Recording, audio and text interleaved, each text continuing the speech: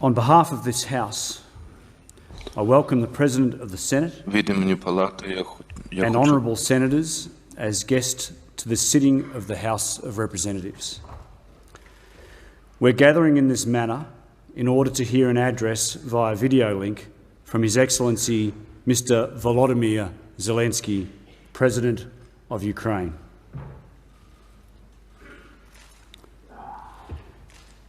Welcome, Mr President.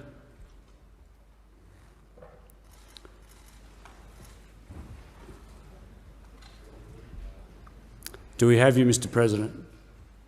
У нас є президент.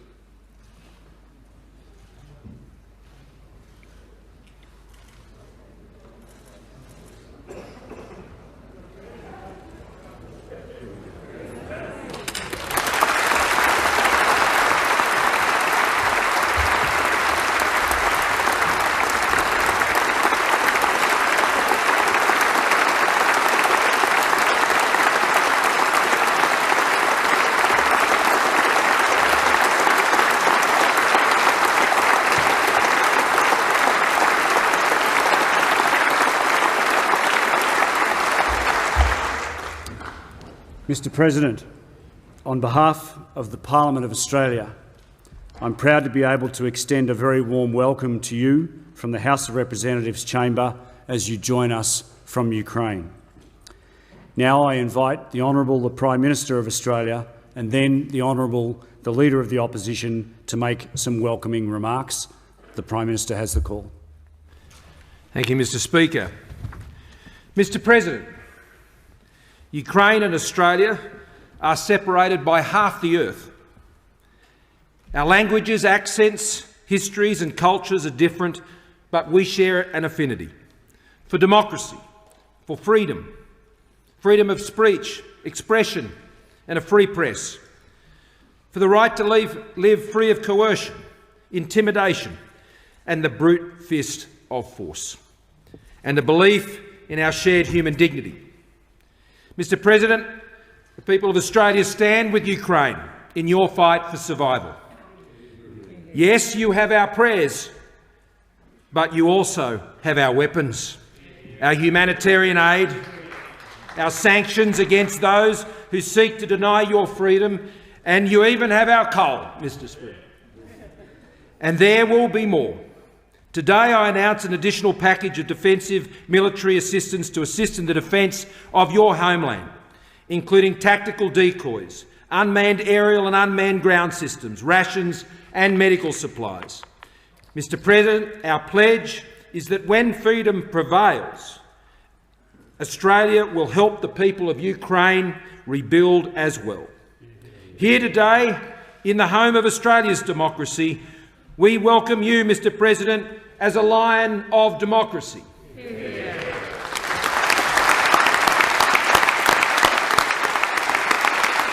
We honour you and the incredible courage of your people whom you lead. We are witnesses to it with all of those around the world, as you call them strong people of an indomitable country, and may that be so. We stand with you, Mr President, and we do not stand with the war criminal of Moscow, Mr President. I know that man, you know that man, we know that man, Mr Speaker, and we know his regime. We have seen them unleash unspeakable horror against your children, your hospitals and the shelters. And we remember the downing of a civilian airliner carrying 298 innocents, including 38 Australians, and we remember them also on this day. In their name and in the name of 25 million Australians and their elected representatives, I welcome you, Mr President. I welcome you to our Parliament. I welcome a great friend of Australia. I thank the Prime Minister. The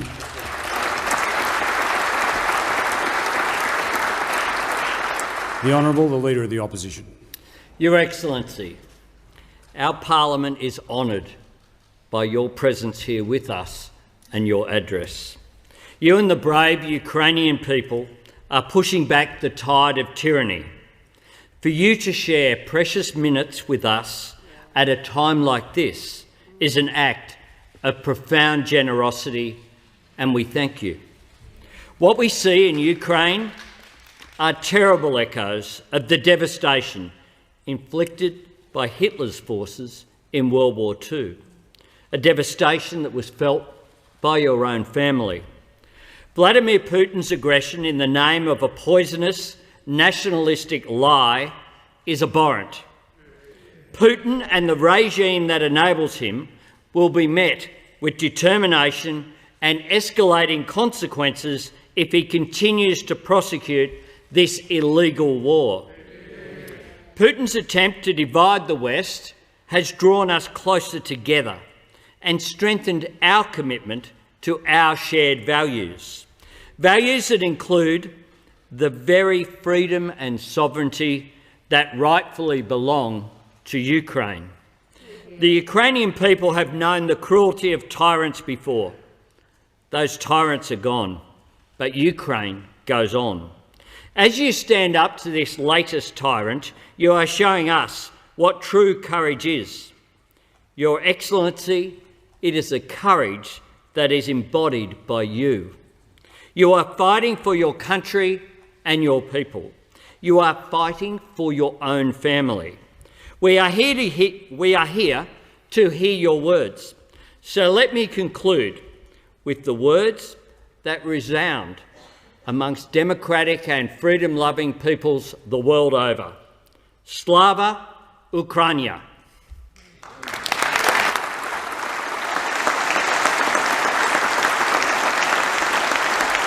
I thank the Leader of the Opposition, President Zelenskyy. Your Excellency, I now invite you to address members of the House of Representatives and Senators. You have our attention. You now have the floor. Передаю слово вам.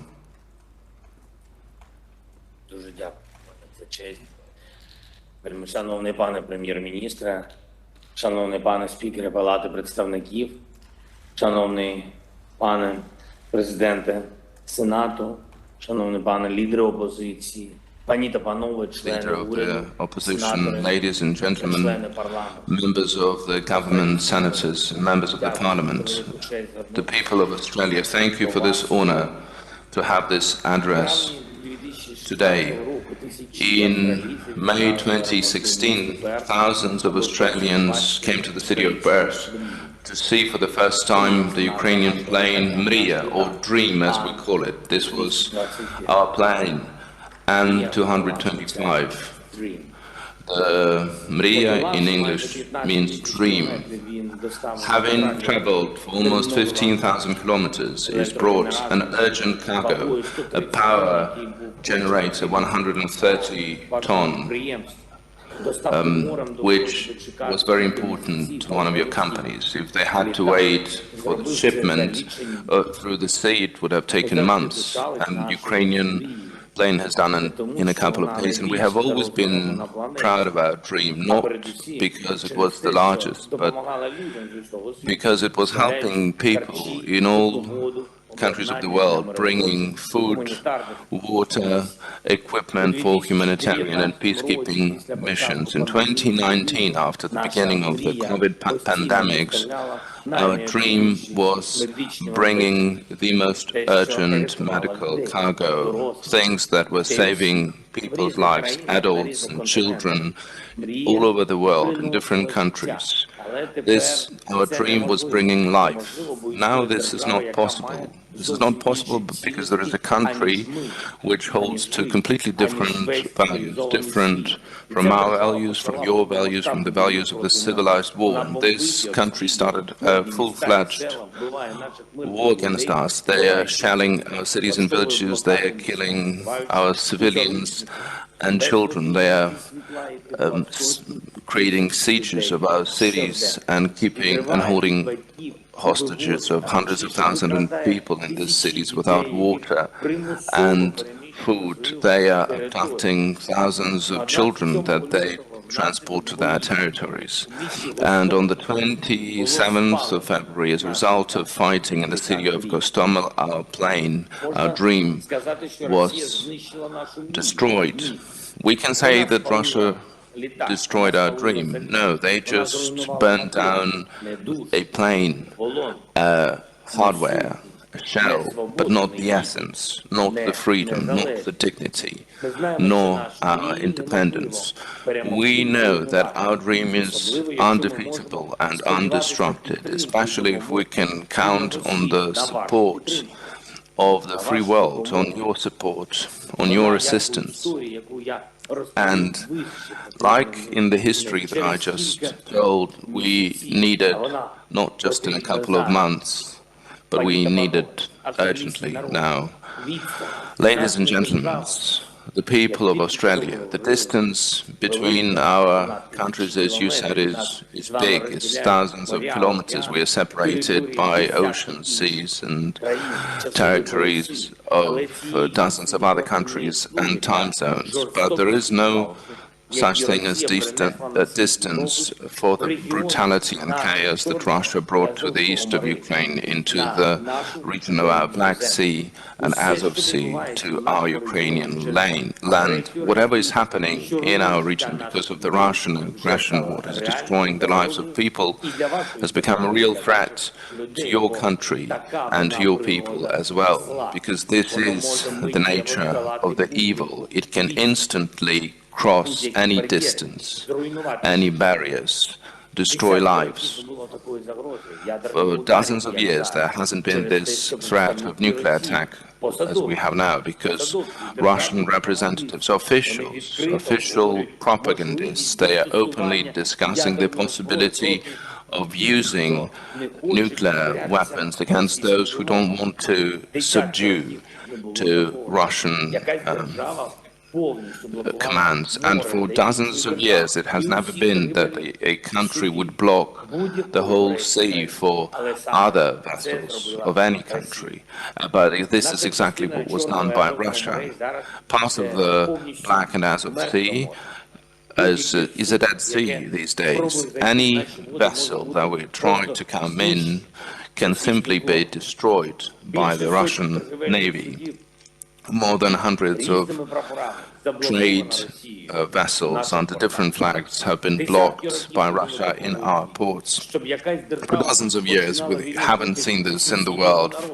For a country to start the war against a neighboring country, openly declaring their enslavement or destruction, not to leave even the name of that nation, not to have even any opportunity for this nation to live freely. The worst pages of the 20th century have been brought back by Russia already. The biggest threats of that century came back, the evil that humanity thought they had forgotten about a long time ago. But the most terrible thing, if we don't stop Russia now, if we don't hold Russia accountable, then some other countries of the world who are looking forward to the similar war against their neighbors will decide that such things are possible for them as well. The fate of the global security is decided now. No one can manage winds or precipitations. It means no one can save any part of the world from radioactive contamination, which will come if nuclear weapons are used. No country in the world can theoretically, should not have even a theoretical possibility of blocking trade fleet and block the seas for other countries. There shouldn't be even a theoretical possibility to do so. No leader of the world can count on being unpunishable if he's thinking about a prospective war. Ladies and gentlemen, the nation of Australia, after more than a month of the full-fledged war against Russia, we can surely say that there is no only way of bringing the global security as bringing Russia to peace and silence, and responsibility and accountability for everything that Russia has done against the global security. The country which is using the nuclear blackmailing should receive the sanctions which would show that such blackmailing is destructive for the blackmailer itself. There has to be an effective toolkit to hold responsible any country which is blocking the trade navigation, so for no one to have a temptation to close any sea and making the Dead Sea out of them. So far, we don't have such instruments. So the leadership of Australia can be paramount for the global security, which is now strengthened by our anti-war coalition, which is working on bringing the peace back to Ukraine. We need to also enhance the capabilities of the international institutions, which were created to hold military war criminals responsible, and anyone who would commit such crimes to have them punished by the solidarity of the whole world and not one country. Had this been done on time, in a timely manner, the life in this world would have been more secure, times more secure. And I'm sure that any of you, any of us, remembers the MH17 tragedy, the Malaysian Boeing that was shot down by Russian occupants over the Donbas Sea. 290 people died at that time, and my condolences to all those who have lost their relatives and their kins. But did we manage to hold accountable those who caused this tragedy? No, they are hiding in the territory of Russia. And obviously they've got security guarantees from Russia. Has Russia paid the compensation to the dead and their families? No, and they are still denying their fault in this tragedy. 8 years later, the justice was not achieved, and we don't know how much longer it will take for at least one tragedy to have a proper response from the international community, from all of us, and how many new tragedies Russia has created or will create. So the unpunished evil comes back, and I would say unpunished evil comes back with inspiration, with the feeling of almightiness. If the world had punished Russia in 2014 for what it did, there wouldn't be any of these terror of invasion in Ukraine in 2022. We have to correct such horrible mistakes and correct them now. The bipartisan support of Australia, of Ukraine, for the support that has been provided, we are extremely grateful. 70,000 tons of coal for our energy. But this is only the beginning. Together, we can and should do more. We need new sanctions against Russia, powerful sanctions, until they stop blackmailing other countries with their nuclear missiles, and they have to pay the highest price for blocking the sea. No Russian vessel should be allowed in other international ports. Buying their oil means paying for the destruction of the global security. We have to stop any business activity of Russia. Any dollar should be spent for the destruction of the people. No single dollar for the destruction of the global security. And we have to stop any intention of Russia to bypass the sanctions. So what kind of sanctions are those? If you can bypass by using simple, uncanny schemes, but most of all, we have to keep those who are fighting against this evil armed, for the evil to be looking for peace, and this has to be decided on the battlefield. For example, you have very good armed personal vehicles, Bushmaster, that could help Ukraine substantially, and other pieces of equipment that could strengthen our position in terms of armament. So if you would have an opportunity to share this with us, we would be very grateful. In Ukraine, they will do much more for our common freedom, our common security, than staying parked on your land. So Ukrainian people have demonstrated to the whole world of how much we appreciate the freedom and how committed are we to the protection thereof. Our heroes are fighting against the army, which is considered one of the strongest in the world. But all our people, without exception, already are thinking about the future, about how we are going to live after the war, about restoring our country, our Black Sea region, and we invite prominent countries of the world, leading companies and the best experts to join the project of restoration of Ukraine, to take the city or the sector under your auspices that would require restoration.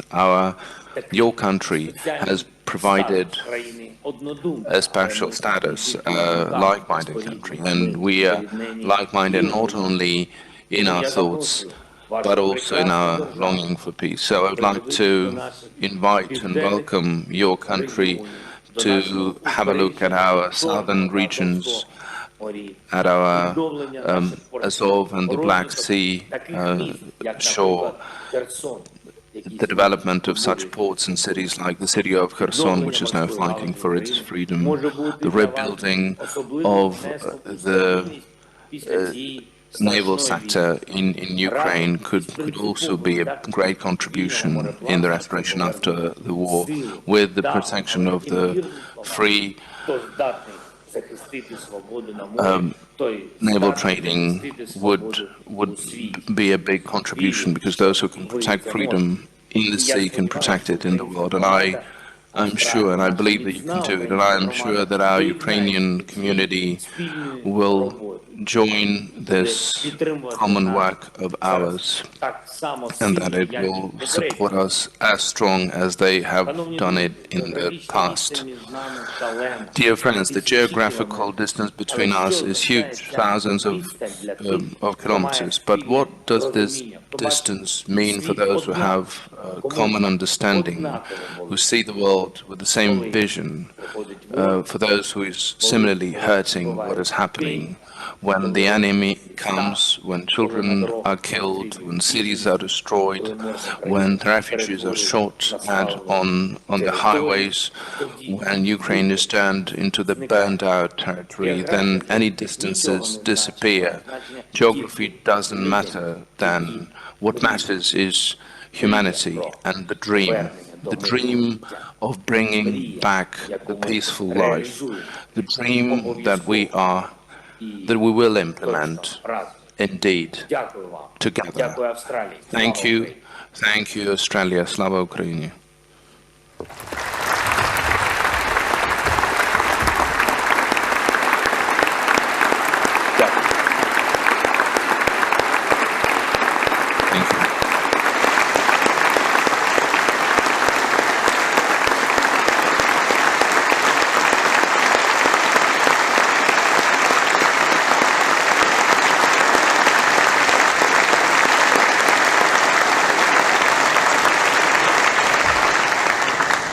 Mr President, on behalf of the House and the Australian Parliament, I want to thank you for your address.